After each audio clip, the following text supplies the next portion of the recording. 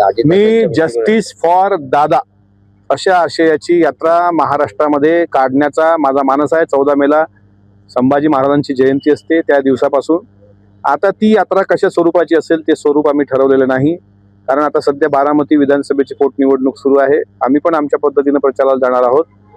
पण या संवाद यात्रेमधून काय साधणार बाबा तुम्ही?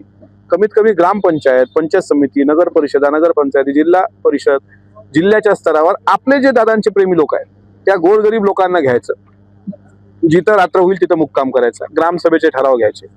आता आज मला असं वाटते याचिका जी दाखल केली गेली होती म्हणजे याच्यात हायकोर्टात, मुंबई हायकोर्टात, त्याच्यावर सुनावणी होणार होती, पण ती काय झाली मला माहित नाही। सुनावणी याचिका याच्याकरता दाखल केली होती सीसीटीव्ही फुटेज संदर्भात। या यात्रेतून आम्ही महाराष्ट्रात प्रश्न विचारणार आहोत, सरकारलाच विचारणार आहोत, दादांचं सीसीटीव्ही फुटेज कुठे आहे? दादांच्या विमानाचा ब्लॅक बॉक्सचा डेटा अद्यापही का? मुरलीधर मोहोळांनी सांगितल्यानंतर सुद्धा 15 दिवसाचा अल्टिमेटम दिल्यावरही 2.5 महिने होतील, तरी तो पुढे का आला नाही? दादांसोबत विमानात किती लोक बसली होती?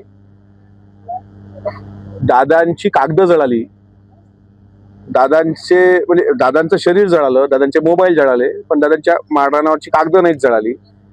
सुमित कपूर कुठे आहे? आणि ट्रॅफिक मध्ये अडलेला साहिल मदन आणि यश को पायलट ही दोघं सध्या कुठे आहेत?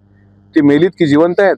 आणि त्या विमानामध्ये VSRच्या कॅप्टन सुमित कपूर हा विमान खरंच चालवत होता का? कारण शांभवी पाठकचं हे मिळालंय, प्लेट मिळालेली आहे, आणि कॅलिफोर्नियामध्ये सुमित कपूर जिवंत असल्याचं एक पोस्ट आम्ही वाचली होती। त्यामुळे सुमित कपूर खरंच जिवंत आहे का?